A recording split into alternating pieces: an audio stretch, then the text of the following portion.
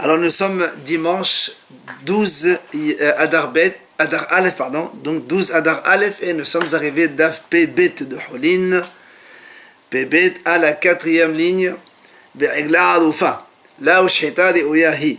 Hier on a dit donc dans la Mishnah, selon Rabbi Shimon, si on fait la Shhita d'une Egla Arufa, donc d'une génisse fondue, si donc au lieu de la fendre finalement, on y fait la shita, et selon cet avis, la Egla elle est interdite de son vivant déjà, alors après, selon Rabbi Shimon, comme c'est une shita qui n'est pas Ouya, qui n'est pas apte puisqu'elle n'amène pas à la consommation vu qu'elle est interdite de profit, si après on tue la mère ou le fils, il n'y a pas de problème, selon Rabbi Shimon, c'est pas tout. Alors viens moi poser une question, comment tu dis que la génisse fondue, ce n'est pas une shita de Ouya? Ve'atnan, pourtant, la Mishnah enseigne Nimsa hahorer ad shelo te'aref ha'erla teseh ve'terae ba'ed. Alors, la Gemara dit pourtant, c'est marqué dans une Mishnah. Si donc on a pris une génisse pour la fendre, parce qu'on a trouvé donc quelqu'un qui a été donc tué, on ne sait pas qui l'a tué, etc. La Mishnah dit si avant même de la fendre, on a trouvé le meurtrier, alors dans ces cas-là, on ne va pas fendre cette génisse. Et c'est pas qu'on seulement on ne va pas la faire fendre, mais on la laisse paître dans le troupeau. Donc ça veut dire que elle est cachère. Donc comme on a dit dans la vache aussi, hein, il y a une possibilité de la manger. Même s'il a été désigné avant. Justement, c'est ce qu'il dit, c'est la Mishnah qui a dit ça. Alors, Amar Rabbi Shimon ben Lakish, Mishum Rabbi Yanai, Erla Arufa ina Mishnah. Il vient Rabbi Shimon ben Lakish, il répond au nom de Rabbi Yanai. Il dit là aussi, Egla Arufa, tu l'enlèves de la Mishnah. Tu ne peux pas dire que la shhita de la Egla Arufa, ce n'est pas une shhita de Ouya. Non, puisqu'on a dit, on peut la laisser donc paître dans le troupeau, donc on pourrait la consommer après. Donc il faut l'enlever de cette Mishnah. Via l'Agma pose donc elle objecte sur cette réponse. Comment tu dis que Rabbi Yanai a dit qu'il faut effacer la Egla Arufa de la Mishnah? Pourtant, via Amar Rabbi Yanai, Rabbi Yanai lui-même il a dit Gvul shamarti va veshacharti. Il a dit Rabbi Yanai, j'ai entendu à propos donc de la génisse fondue, il y a une limite de temps à partir de quand on ne peut plus revenir en arrière. C'est-à-dire si on a désigné génisse fondue, il y a un moment où même si on trouve le meurtrier, c'est terminé, donc elle est interdite quand même. Et il dit, moi j'ai oublié, c'est quoi ce temps? À la consommation et à la shhita. Non, consommation, pas la shhita. Même si tu as fait la shhita, tu n'as pas le temps de consommer, à partir d'un certain moment. Mais il a dit, moi j'ai oublié. Et, Venasvin Havraya, mes amis, donc ils m'ont dit, l'Omar, il est détalé nahanetan osrata. Il dit, en fait, c'est vrai, eux, les Haramim m'ont dit, quand est-ce que la génisse fondue, elle deviendrait interdite de façon définitive, même si on ne la fond pas par la suite, le fait de la descendre devant le fleuve où on va la faire donc justement fondre. Dès le moment où on la fait descendre dans le fleuve, elle devient complètement interdite. Donc on n'a plus le droit de la consommer, même si on lui fait la shhita. Alors l'Agma a dit, V'im ita, ici c'est vraiment comme ça. Si Rabbi Yanai dit comme ça, l'ishne, pourrait répondre, quand tu as posé la question, dans notre Mishnah, Rabbi Shimon il a dit, la shhita d'une génisse, c'est pas valable. Et nous, on vient ici, on voit que dans la Mishnah, il est marqué, c'est vrai que si on trouve le meurtrier, on peut la manger. Alors, tu n'as qu'à dire, tout simplement, là-bas, dans la Mishnah, c'est parce qu'on a fait déjà descendre dans le fleuve, donc on peut plus revenir en arrière. Et dans le cas de la Mishnah, on n'a pas encore fait descendre dans le fleuve, et donc on peut revenir en arrière. Il est fondu qu'après la shrita quand même. Non, on ne fait pas la shhita de cette génisse. Comment on fait alors? Fendre par derrière sur le cou, sur la nuque. Alors, Amar Rabbi Pinhas Bere de Rabami, Anan Mishime de Rabbi Shimon Lakish Matninan la Egla Arufa ina Mishnah. Il dit donc en fait, c'est au nom de Rish Lakish qu'on a dit que il faut enlever ça de cette Mishnah, puisque donc c'est Rabbi Yanai qui a donné cette version un petit peu nuancée. Donc tu enlèves Rabbi Yanai d'ici, tu dis c'est Rabbi Shimon Lakish qui a dit comme ça, et donc ça reste réponse. Amar Ravashi, il vient Ravashi, il dit la même, encore une autre question. Quand on étudiait chez Rapapi, on s'est posé aussi la question. Comment tu dis que Rabbi Shimon Lakish a dit qu'il faut enlever donc la Egla Arufa de la Mishnah à cause de notre objection? Pourtant, on a dit comme ça. On a enseigné. Nous, on sait que le lépreux, quand il va se faire donc purifier, il apporte 2 oiseaux. Un, on lui fait la shrita, et l'autre, on le lâche dans la nature. Et la Gemara dit, à partir de quand un Metzora, quand il achète les oiseaux, enfin un des deux, il devient interdit. Alors, Rabbi Yochanan amar mishat shechita. Rabbi Shimon HaGesh amar mishat lekiha. Rabbi Yochanan dit, à partir du moment où on a fait la shechita, c'est terminé. Il devient donc assourd de profiter de cet oiseau. Alors que Rabbi Shimon HaGesh lui dit, pas après de la shechita, mais à un moment même quand il a acheté. Quand il a acheté les oiseaux, donc le Metzora, c'est terminé. Les 2 oiseaux deviennent donc réservés pour la purification. On n'a plus le droit de les manger. Alors, on a dit là-bas, pourquoi Rabbi Shimon HaGesh, il a dit à partir du moment de l'achat, il veut donc interdire. Alors on répond, Gamar, Keha, Keha, Me'erla Arufa. Il a dit non, parce que la même chose de la génisse fondue, comme c'est marqué dans la génisse fondue, la Torah l'a dit, le pasouk, donc,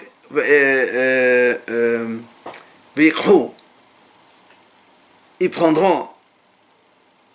Donc, et dans le Metzora aussi est marqué, donc, prendre, comme dans la génisse fondue à partir de l'achat, alors là aussi à partir de l'achat. Donc, tu vois bien que Rabbi Shimon HaGesh dit, c'est pas à partir du moment où elle est descendue dans le fleuve ou quoi que ce soit. Dès le moment où on l'a acheté, elle est déjà interdite. Donc, avec la Arofa, forcément, dès qu'on l'a acheté, si on fait la shechita, elle est pas bonne, elle n'est pas donc réouya. Et donc, tu es obligé de dire que, comme la Mishnah elle a dit pas tout, et donc reste la question, voilà, dans notre Mishnah qu'on a amené, quand on a trouvé le meurtrier, on a dit que la génisse, on la remet dans le troupeau. Donc il y a objection de nouveau contre notre Mishnah. C'est pour ça que la Gemara conclut, elle a, Amar Rabbi Hiya Baraba, Amar Rabbi Yochanan, la Harufa et la Mishnah. Là, donc de nouveau, la Gemara répond, il dit, avec la Harufa, donc ce qu'il y avait dans notre Mishnah, qu'on a dit que la Shechita est Ouya, c'est pas vrai, il faut l'enlever de cette Mishnah. La Harufa, comme on a dit dans notre Mishnah de Sota, si effectivement on trouve le meurtrier, on la remet dans le troupeau, donc on pourrait la consommer sans aucun problème. Matitin, nouvelle Mishnah. Shnaim shelakhu para uvna. S'il y a 2 messieurs qui ont été chez un vendeur, donc un monsieur qui vend les animaux, un il a acheté une vache et l'autre il a acheté l'enfant de la vache. La Mishnah dit, si celui qui a acheté le premier, il a le droit d'égorger le premier. Donc l'autre il attend le lendemain, forcément. Maintenant, la Mishnah dit,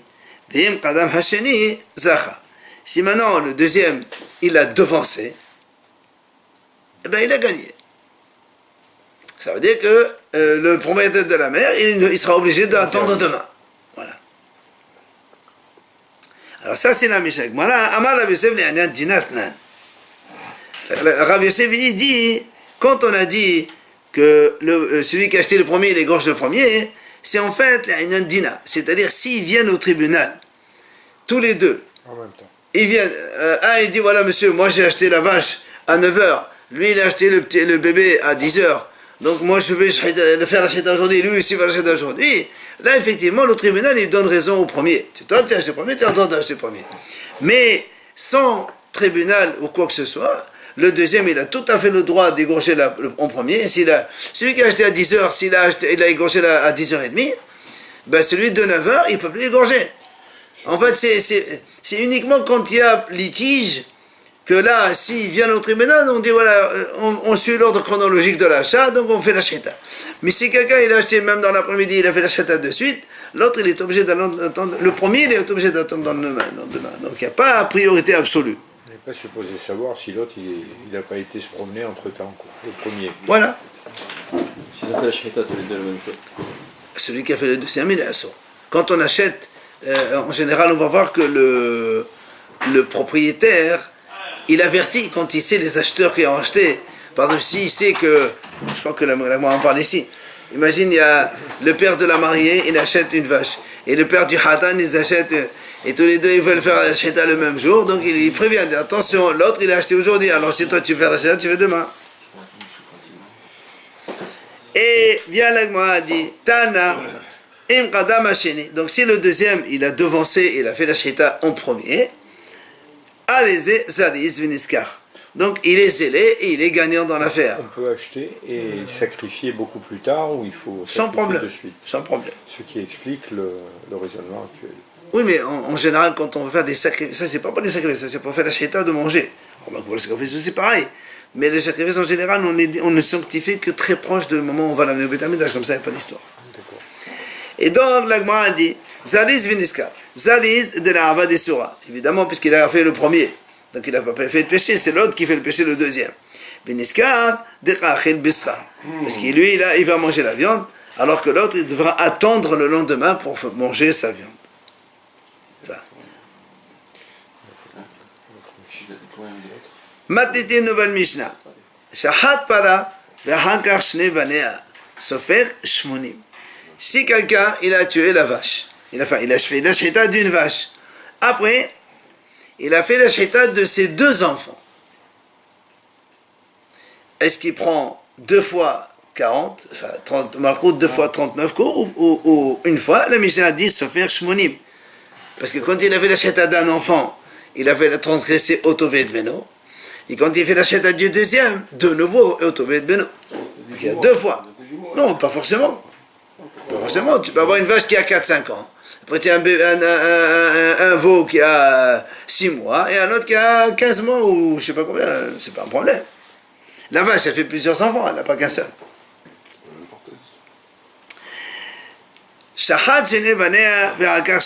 Si maintenant, un monsieur il a fait la shechita de 2 enfants de la vache, pour l'instant il n'y a aucun péché. Ok? Après le même jour, il fait la shechita de la mère. En faisant la shechita de la mère, il y a ici 2 péchés de Tot Beno, puisqu'il y a un enfant avec sa mère et un enfant avec sa mère. Mais avec un seul geste. C'est pour ça que la Mishnah a dit il ne prend que 40. Parce qu'il a fait une seule action et donc un péché. Maintenant, si maintenant il a fait la shechita de la vache après l'enfant de la vache, après le petit-fils de la vache. D'accord? Il y a la mère, le fils et le petit-fils. La vache, l'enfant et l'enfant de l'enfant. Donc il a fait une fois Otovet Beno 39 et une deuxième fois Otovet Beno, ça fait 2 fois Malkout 80 coups, ça c'est pas chaud. Par contre, il dit voilà. Si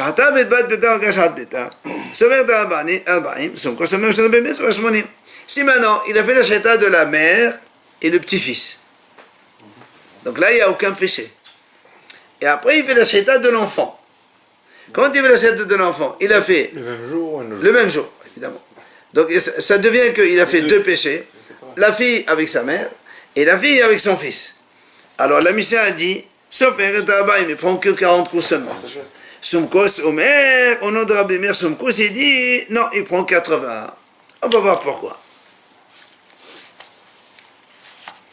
Voilà. Amai, la Gemara revient sur le cas où on a dit, quand il a fait la shechita des 2 enfants, et après il a fait la shechita de la mère, on a dit qu'il prend 40 coups. La Gemara dit, pourquoi il prend 40 coups? Oto ve'et beno amar hamana, velo beno ve'oto. Dans la Torah, c'est marqué, lo tishchato, ve'shor, c'est oto ve'et beno. Lui en premier et l'enfant en deuxième, la Torah l'a dit, c'est assuré de faire la shechita. Mais ici, il a fait d'abord le petit, après il a fait la mère. C'est pas marqué dans la Torah. Pourquoi tu dis qu'on prend 39 coups? Alors la Gemara dit non, là c'est le cas d'inter. Tu peux pas me dire ça. Pourquoi? Détania, il y a une braïta qui dit comme ça. Elle dit, c'est marqué dans la Torah effectivement, Otovet Beno. Donc la mère et le fils en deuxième. Elle dit, elle a Otovet Beno. Donc pour l'instant, on a appris que la mère puis le fils. Maintenant, Otovet Momenaï. D'où on sait que si on tue l'enfant, on fait la shechita de l'enfant, on n'a pas le droit de faire la shechita de la mère le même jour. C'est-à-dire ça va dans l'autre sens. Alors il dit que si on remet lo tishhatu, harik an shinaim. Il dit parce que dans la Torah c'est marqué lo tishhatu, lo tishhatu c'est au pluriel. Alors, de là on apprend que c'est 2. Donc ça va dans les 2 sens. Haketsa, donc on va dire comment c'est. אחד השוחט את הפרה ואחד השוחט את אמה ואחד השוחט את בנה, שניים האחרונים חייבים. Donc la Gemara dit comment? Celui qui fait la shita de la vache. Après, celui qui fait la shita de la mère de la vache. Donc ça fait Oto et Beno. En fait, c'est Beno et Emo. Après, il fait la shita donc de l'enfant de cette mère. Donc la Gemara le dit les deux sont hayav. Donc tu vois bien que ça va dans les deux sens. Alors la Gemara dit mais attends, la Gemara dit mais toi tu m'as dit le ishatu c'est au pluriel, alors le tishatu c'est marqué, le tishatu c'est au pluriel, ça veut dire deux. Il dit mais les gouffés lui-même, il faut bien que la Torah te dise c'est quoi le issour. Alors il dit imken, si c'est pour m'enseigner que c'est assour, l'irtov le tishatu écrit le singulier, pourquoi tu le fais au pluriel? Mais le tishatu. Alors la Gemara dit non, c'est pas possible. Pourquoi? Parce que j'ai besoin d'écrire au pluriel. Parce que le tishhot, si donc j'écris dans la Torah, on écrit le tishhot au singulier. Hava amina had in trilla. J'aurais dit si c'est le même monsieur qui fait la shita de la main de l'enfant, il est hayav. Mais si c'est deux différents, un il a fait la shita de la vache et un deuxième il fait la shita de l'enfant, il n'y a pas de péché, j'aurais dit comme ça. C'est pas ça que la Torah katav la hamana lo tishhatu wa velotre. C'est pas ça que la Torah a écrit au pluriel lo tishhatu au pluriel. Que même si c'est deux personnes différentes qui font ça, il y a quand même le péché, celui qui a fait le deuxième. Alors la Gemara dit non, malgré tout, imke lirtov lo yishhatu, mais lo tishhatu. Parce que si c'est comme ça, pourquoi la Torah parle à la deuxième personne? La Torah aurait dû dire c'est un taureau, un agneau. Le ishatu, personne ne donne le droit de faire la shita, donc de la mère d'enfant. Pourquoi tu marques le tishatu, vous ne faites pas la shita? Ça veut dire que tous les deux qui font, ils sont hayav, aussi bien dans mère-enfant qu'enfant-mère. Mais s'ils ne se connaissent pas et ils ne font pas ça à la même minute, où est le problème? Dans tous les cas, le deuxième, il a fait un péché. Oui, mais il ne le sait pas. Oui, quand c'est involontaire, c'est involontaire. Mais si c'est volontaire, il sera sanctionné. Au même moment, et, oui, je comprends. Et en plus, ils ne se connaissent pas. Je comprends. Après, on a dit dans la Mishnah, Shehata vetbat beta. Si donc il a fait la shita de la mère et de la petite fille, et donc là, il n'y a aucun péché. Et après, il fait la shita de la fille qui est entre les deux. Et là, quand on fait la shita de la fille, donc ça fait qu'il y a la vache et la fille. Donc la mère et l'enfant, et après en même temps c'est l'enfant et la mère, puisque c'est dans les deux sens. Alors nous on a dit dans la Mishnah, donc la Mishnah dit c'est 40 coups seulement, et Rabbi Meir il dit, son coup il dit au nom de Rabbi Meir 80 coups, c'est-à-dire 2 fois Malkout. Amal et Abaye les Rav Yosef, Maïtama de son coup. Quelle est la raison pourquoi son coup il a dit 80 Malkout? Alors il répond, en fait,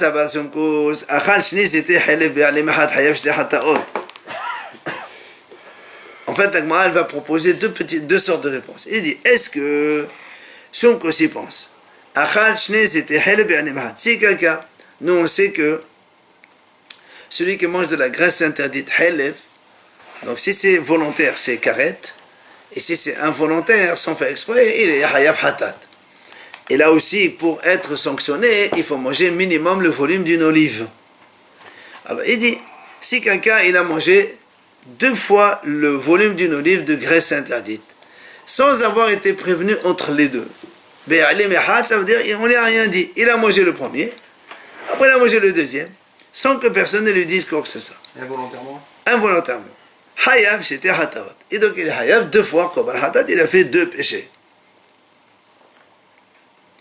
Alors, ça veut dire qu'en vérité, normalement, on aurait dû nous enseigner ce cas de façon bi'alma, c'est-à-dire, comme on a dit ici, quelqu'un mange une gazette, une graisse interdite, et après, une demi-heure après, il a mangé sans que personne ne dise rien, Eh bien, on a dit ici, il est hayav 2 fois. Sans savoir. Sans le savoir, toujours dit. Alors, pourquoi la Mishnah nous enseigne cette mahloket dans un cas complexe comme le nôtre? Pourquoi tu ne vas pas clair? Tu dis voilà, celui qui mange 2 kazayat de halef, involontaire, selon Tanakama, il y a un seul péché. Et selon son coup, selon Rabbi Meir, il dit il y a 2 péchés. Pourquoi tu cherches le cas de chez nous dans la Mishnah? Il a tué la mère, après la petite fille, après il tue la fille entre les deux, et alors ça fait... C'est trop complexe. Est-ce que, la Gemara dit justement, selon son coup, c'est les hayav, donc 2, comme on a dit. Et alors pourquoi la Mishnah nous a enseigné dans notre cas, nous, complexe, au lieu de nous enseigner un cas simple?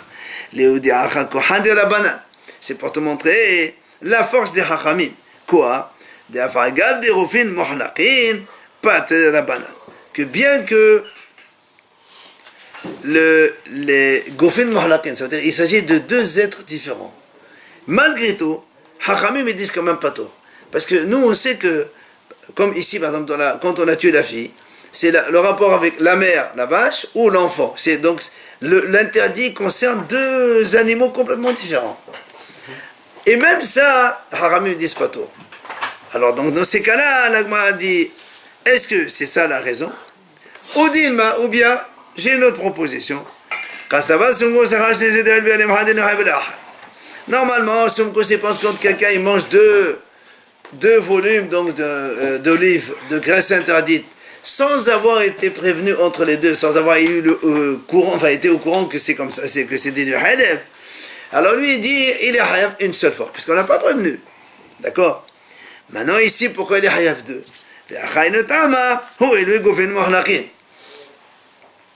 Ici alors, pourquoi son cause il dit qu'il est hayaf 80 coups 2 fois?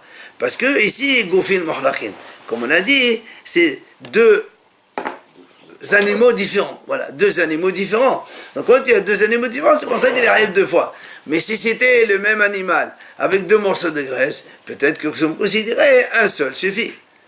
Donc, c'est la question qu'on pose. Est-ce que son il pense, 2 fautes be'alemehad, il est 2 fois, ou 2 fautes avec alemehad, il est une seule fois? Est-ce qu'il est censé savoir que c'est 2 animaux différents? Dans le cas de Otovet Beno, c'est sûr. Non, parce que quand il tue la fille, non, après nous, après on veut savoir, est-ce que l'interdit concerne 2 êtres différents, ou bien quand il a mangé, il a fait un même interdit? Amal, il lui répond Rav Yosef, parce que c'est Abaye qui a donc... Et il a demandé à Rav Yosef quelle est la raison de son cause, il a proposé ces 2 hypothèses. Amal, il lui a dit, oui, Kasava, il lui dit, oui, son cause pense, Arash nezete helev be'alemehad, hayab shete hatat. Il lui a dit non. Son cause, il pense effectivement que si quelqu'un il mange 2 fois le volume de graisse interdite sans savoir entre les 2, il est hayab 2 fois. Alors il dit, Mimai, où tu as appris cela? Il dit voilà, Meditnan, il y a une Mishnah. La Mishnah a dit Hazorea kil'aim loke. Celui qui sème, semer, kil'aim, un mélange, par exemple, donc, des raisins avec du blé ou autre chose. Alors, il y a marqué comme ça, la Mishnah dit Hazorea kil'aim, elle répète 2 fois le mot kil'aim, loke, il prend malkout 39 coups. Alors viens avec moi essayer de comprendre. Mais loke. Ça veut dire quoi loke? Quand on est loke, est-ce que elima loke ahat pshita? Si tu me dis prends une fois malkout, ça c'est évident. Et la Torah dit l'otizla satrakina. Tu ne fais pas. Et il l'a fait. Il va prendre 39 coups. Ça c'est évident. J'ai pas besoin de la Mishnah pour ça. Vérod. Et encore deuxième question. Pourquoi la Mishnah, elle répète le mot kil'aim 2 fois? C'est quoi ça? On aurait dit Azorea kil'aim, ok, point à la ligne. Et la pshita, donc la Gemara dit, on est obligé de comprendre la Mishnah donc de cette manière. Quand on dit l'ok, shte malkouyot, c'est parce qu'il va prendre 2 fois 39 coups. Alors la Gemara dit pourquoi? Bemay askanan. Alors on dit comme ça. Elima beze haze vishte hatraot. Si tu me dis, ce monsieur-là, il a semé kil'aim en 2 temps différents, et il a été averti en 2 temps différents. Donc on l'a averti et il l'a fait. Après, on l'a averti une seconde fois et il l'a fait une deuxième fois. Donc c'est pour ça qu'il prend 2 fois 39 coups. Alors on m'a dit, Tanine, ça, on a déjà enseigné que c'est comme ça que ça se passe. Où c'est? On a vu dans ma sœur Nazir là-bas, Nazir Shaya Shote Yain Kolayom Eno Hayav El Ahad. Si un Nazir, le Nazir, il n'a pas le droit de boire du vin. Si on lui dit, monsieur, c'est assuré de boire du vin, il boit, il dit, même s'il boit toute la journée, il est hayav qu'une seule fois. On l'a averti une fois, il est hayav une fois. Amroulou al tishte vehoshote, al tishte vehoshote. Hayav ankol ahad ahad. Si maintenant on lui dit, monsieur, ne bois pas, et il boit. Après on avertit une deuxième fois, et il boit. Troisième fois, il boit. À chaque fois qu'il boit, il prend 39 coups. Donc tu vois bien que là aussi c'est pareil. Qu'est-ce que le Michel veut nous enseigner? C'est normal, si j'avertis quelqu'un, je dis ne fais pas ce péché de semer un mélange, il le fait. Il va prendre 39 coups. Je l'ai averti une seconde fois, il va prendre 39 coups. Qu'est-ce que le Michel nous enseigne? Et la pchit, hein, on est obligé de dire que la Mishnah elle parle en fait, il a semé en même temps. D'une main, il avait par exemple des raisins et du blé. Avec l'autre main, il avait du raisin et de l'orge. Et boum, comme ça, il a fait les deux en même temps. Et on l'avertit une fois, on ne peut pas l'avertir 2 fois. Et malgré tout, qu'est-ce qui a marqué là-bas? Et la Gemara a dit alors, Mani, qui est l'auteur de cette Mishnah? Alors si tu me dis, et les Marabanan, si tu me dis que c'est les Hachamim, et les Hachamim, donc, eux, Hachamim, ils disent, il est hayav un seul malkout. Alors que son cause, il dit 2. Des frères, aller de son cause, donc Hachamim, ils sont donc en désaccord avec son cause. Alors, Hashta, la Gemara dit, Umahatam, des Roufin Mohlaqin, Patalabana. Si déjà dans le cas donc de l'enfant avec la vache la mère et la vache l'enfant, donc la vache la mère et le petit enfant, donc on a des Hachamim, ils ont dit, il prend un seul coup. Pourquoi? Parce que c'est 2 corps complètement différents. Aha, Nachol Shekin, ici à fortiori. D'accord? Ici à fortiori, tu as dans une main, tu as raisin et blé, dans l'autre, tu as raisin de l'orge. C'est 2 choses complètement. Donc c'est évident que les Hachamim vont dire un seul. Peut-être que s'il a été prévenu 2 fois. Attends, on finit le raisonnement. Et la lave. Non, on est en train de trouver le cas de la Mishnah. Comment on peut expliquer notre Mishnah? Il faut la comprendre, cette Mishnah. Et la lave, son cause. Donc tu es obligé de dire que la Mishnah parle de son cause. Et dans ce cas-là, quand on a dit l'oké, il est hayav shtay. Et donc c'est la réponse à notre question. Est-ce que son cause, il pense que quand on fait 2 péchés, be'alim ehad, on est hayav 2 ou 1? La réponse, elle est 2. C'est ce qu'il lui a dit. Il lui a dit oui, c'est comme ça. Son cause, il a dit, il prend 2. Voilà la preuve à partir de la Mishnah.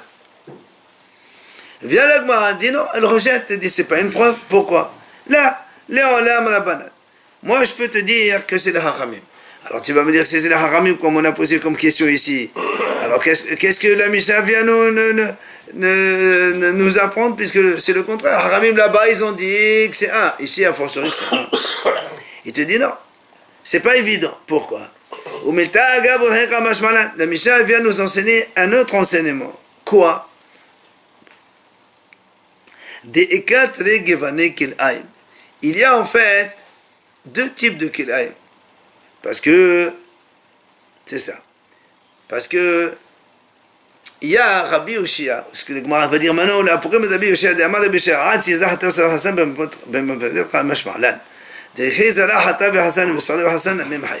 en fait, Rabbi Yoshia lui dit, quand est-ce qu'il y a le hiyuv de kilayim, c'est seulement quand il mélange 3 espèces différentes. Quoi? Le raisin, plus le blé, plus l'orge, les 3 en même temps. C'est pour ça qu'ici, il dit, Léolam, c'est Rabbanan. Et en fait, les Haramim, ils viennent ici te dire, attention, ici, nous, on n'est pas comme Rabbi Yoshia.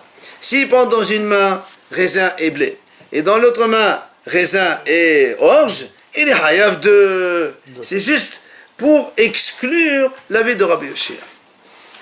Et donc, on n'a toujours pas de preuve que cette Mishnah, elle est comme son course. Et donc on n'a pas de réponse, la preuve à notre réponse qu'on a donnée, que quand Rabbi Yosef lui a répondu à Abaye, il lui a dit oui, son course, il pense qu'il y a 2 fois, eh bien, c'est pas une preuve ici.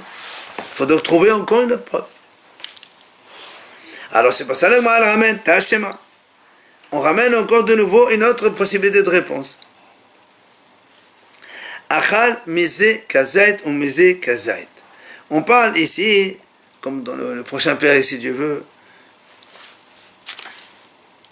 Non, c'est pas le prochain, c'est après, guide anaché, le nerf sciatique. Nous, on sait qu'on n'a pas le droit de manger le nerf sciatique. Donc la Torah dit c'est non, il ne faut pas manger. Donc celui qui mange, il prend 39 coups, la même chose. Si maintenant, alors maintenant là-bas, on verra, il y a une mahloket. Est-ce que quand la Torah l'a dit, il ne faut pas manger le nerf sciatique, est-ce que les deux, ou est-ce que seulement de la cuisse droite? Oui, c'est une grande mahloket. Alors c'est pour ça que l'Agma a dit. Là-bas, c'est marqué dans la Mishnah. Voilà, la Mishnah dit Achal, Meze Kazait ou Meze Kazait. Il a pris donc Kazait de la patte gauche et Kazait de nerf sciatique de la patte droite. La Mishnah dit Sofer Shmonim, il prend 39 coups. 1 et 1, ça fait 2 péchés. Rabbi Yehuda Omer, et non sauvé que les Adbarim. Rabbi Yehuda dit non, il ne prend que 40 seulement. Pourquoi? Parce que Rabbi Yehuda, lui, il dit il a le nerf sciatique, il n'y a que dans un seul, que la patte droite seulement. Alors vient là aussi l'Agma, elle essaie de comprendre. Echidami, comment ça s'est passé cette histoire-là? Si tu me dis que ce monsieur, il a mangé donc les deux cassettes de nerf sciatique, un après l'autre, c'est-à-dire maintenant et 5 minutes plus tard. Et à chaque fois il a été averti. Averti, tu ne manges pas ça, c'est guide de naché. Il a mangé. Après le deuxième fois, on l'a averti, il a mangé quand même. Alors il dit dans ces cas-là, Maïtamed de la Yehuda. Pourquoi Rabbi Yehuda, il a dit, il prend un seul.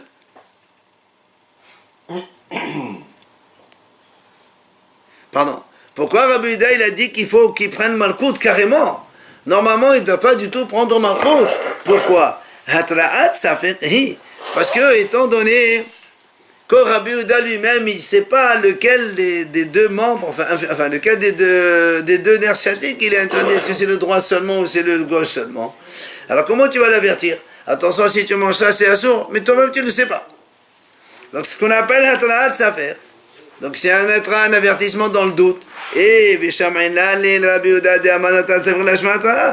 nous on a vu que selon Rabbi Yehuda, quand on avertit avec un doute, ça ne s'appelle pas avertissement. Et donc il n'y a pas de sanction derrière. Alors comment ça se fait qu'ici Rabbi Yehuda il a dit il prend 39 coups? Lui-même Rabbi Yehuda il ne sait pas lequel des deux qui est péché. Alors on ne peut pas avertir, on ne peut pas prendre des coups.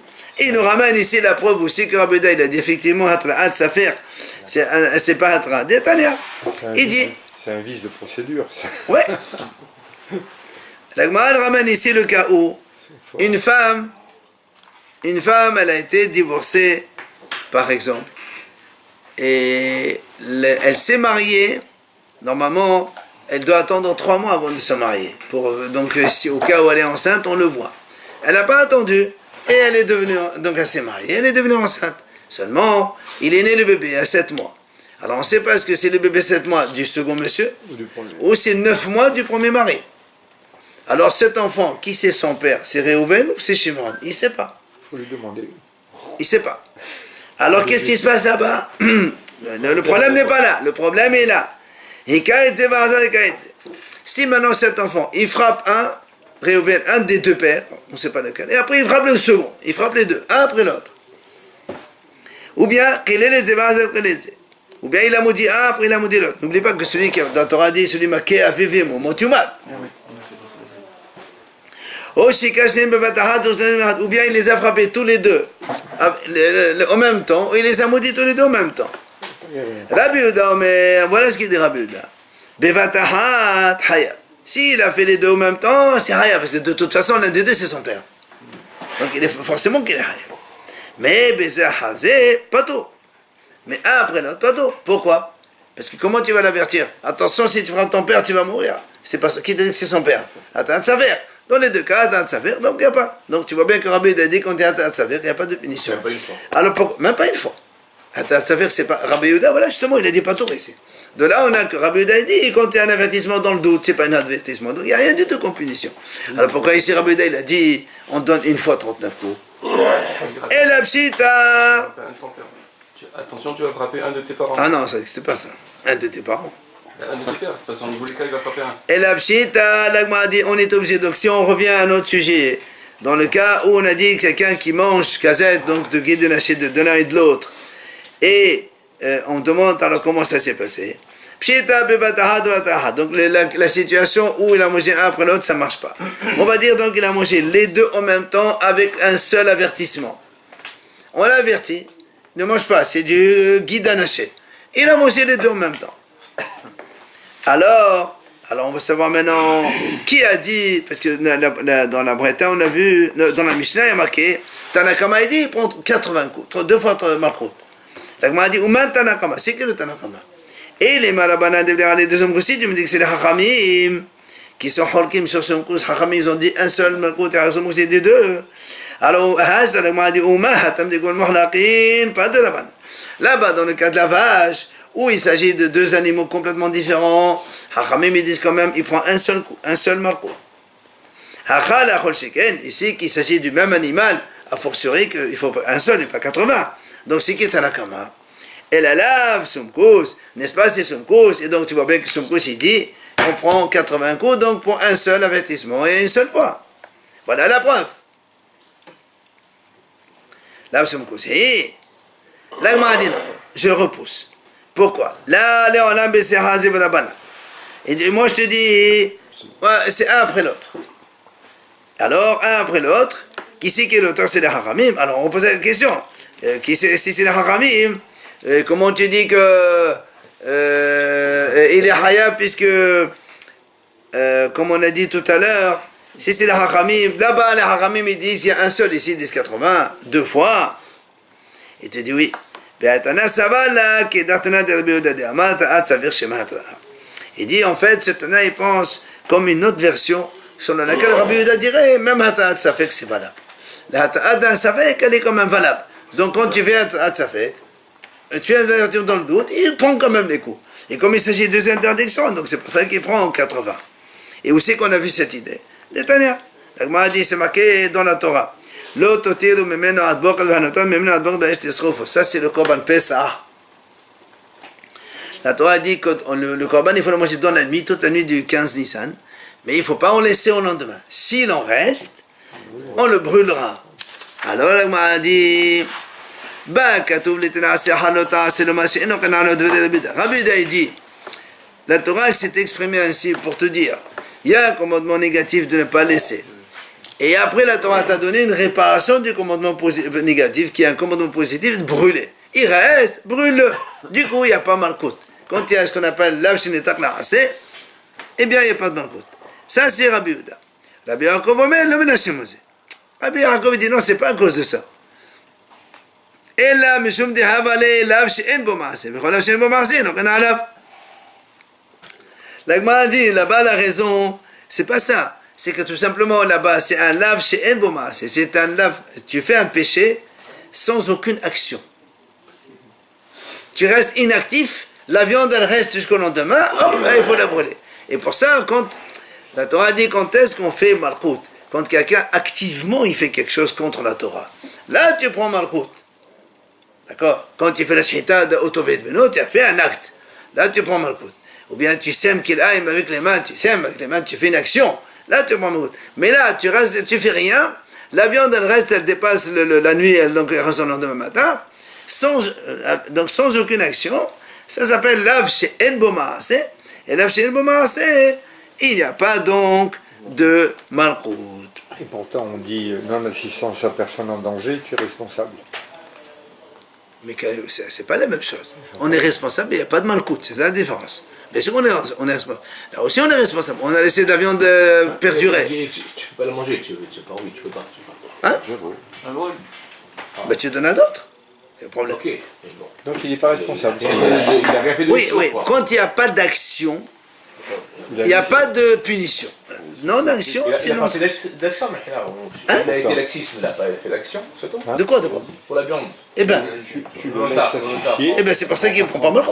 Ah, ouais. C'est ce qu'on est en train de dire. tu le laisses saigner. D'accord?